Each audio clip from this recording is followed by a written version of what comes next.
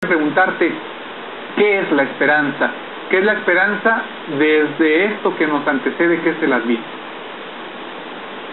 Hay algunas palabras que son fundamentales y que están muy ligadas al Adviento, que no podemos dejar de mencionar. Desde luego la esperanza, que ahorita hablaremos más al respecto. Decía yo hace un momento que la conversión está muy ligada a la palabra Adviento, la austeridad, la reconciliación, aunque son palabras, son conceptos muy importantes que luego y al fin y al cabo hay que aterrizarlos en la vida. Una palabra también bien importante propia del Adviento es la alegría. La alegría es muy importante para este tiempo que nos acerca a la Navidad. Decir otras palabras como la vigilante espera o la vigilia, el esperar, pero una palabra tan importante que no podemos dejar a un lado y que está muy ligada al Adviento y que es el tema que nos trae esta noche, es el Adviento, tiempo de esperanza. ¿Qué es la esperanza? La esperanza, desde luego que hunde sus raíces en la Sagrada Escritura.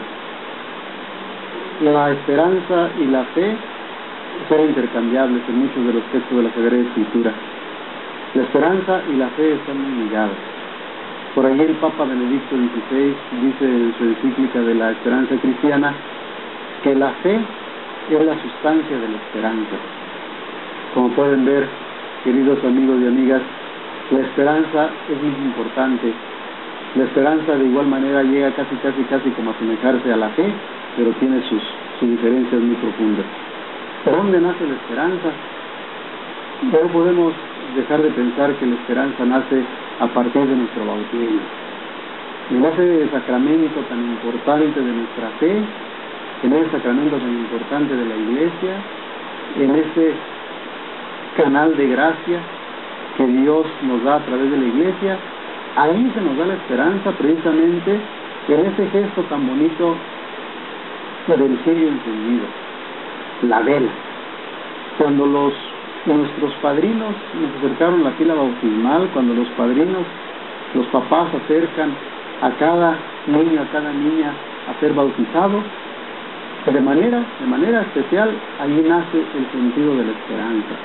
A partir de ese momento, a partir del momento también en que es derramada el agua sobre la coronilla de nuestra cabeza, ahí se va suscitando la esperanza. Tuve la oportunidad de esta mañana bautizar a dos niños, a una niña y a un niño, y pasa algo en ese momento. Se enciende, como diría el padre Félix, nuestro fundador, nuestro padre, se enciende la llama del alma. Ahí Dios toca nuestro corazón.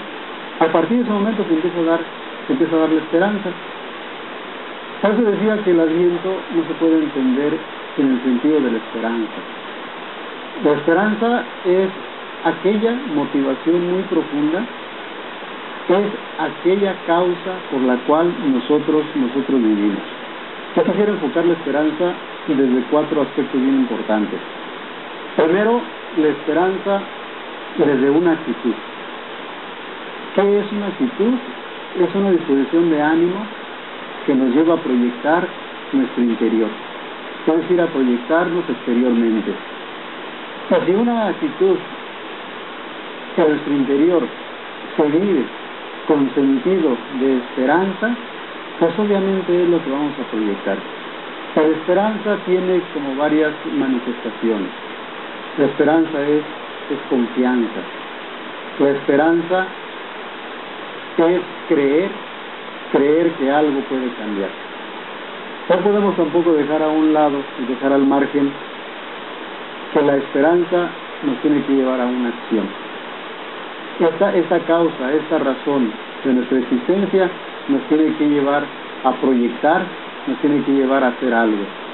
Cuando esta actitud y cuando esta acción están muy ligadas, entonces en nosotros se va dando la convicción. Y la convicción ya es un estado de ánimo, ya es un estado permanente en el cual nosotros podemos ya movernos con sentido y con fe. Dentro de esta actitud, de esta acción y de esta convicción pues ya pasamos a un estado de vida donde ya nos movemos en la virtud. Y la virtud es donde ya pues prácticamente Dios ya mueve nuestra vida.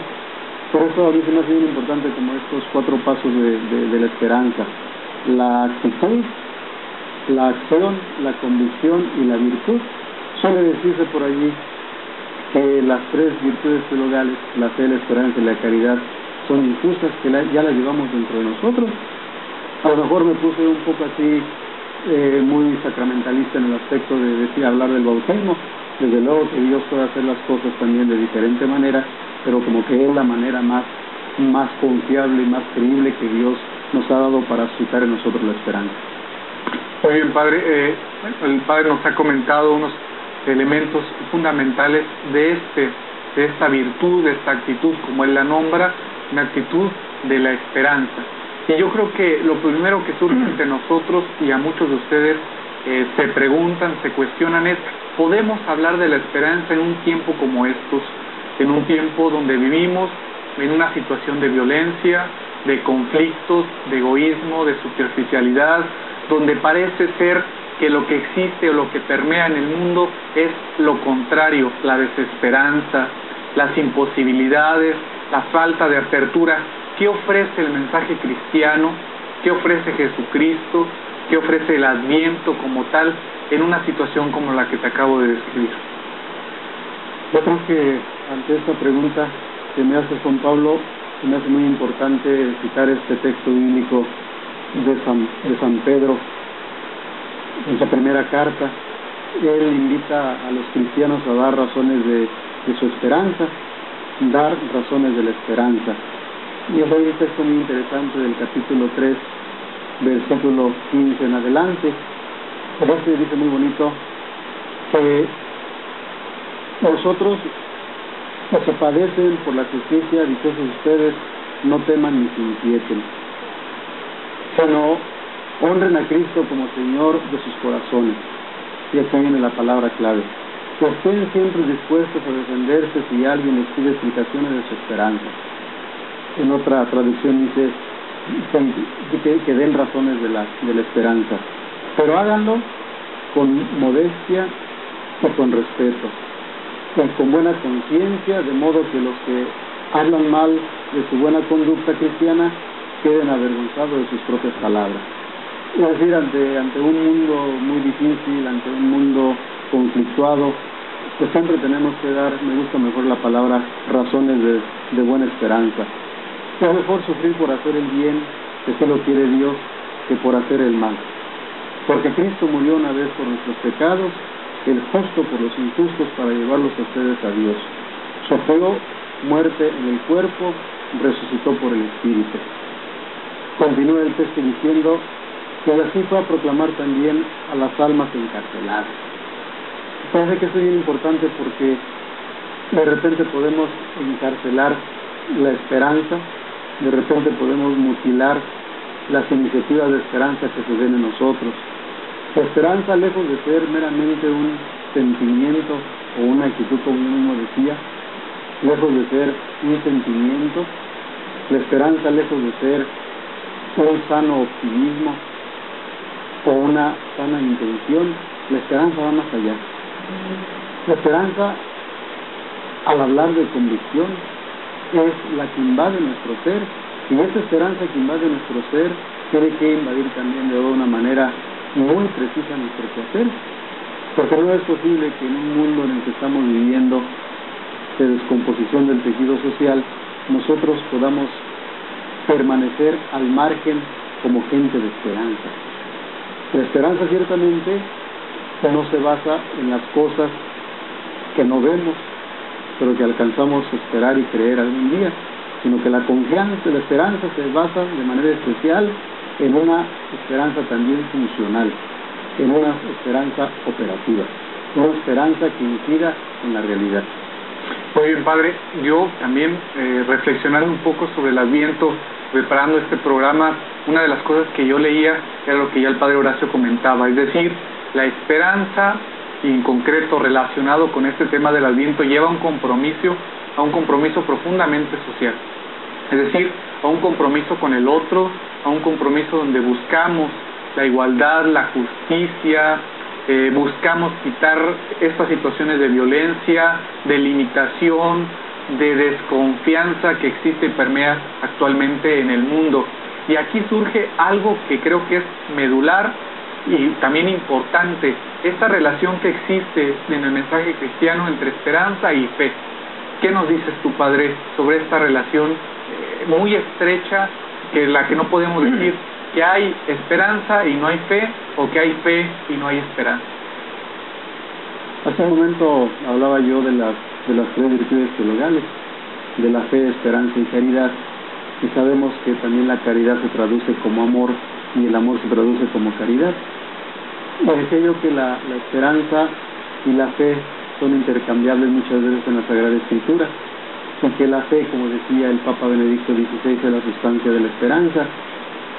Pero me atrevo a decir que la esperanza equivale a la fe y la fe equivale a la esperanza con sus ciertas diferencias, porque esta fe y esta esperanza nos debe llevar al amor.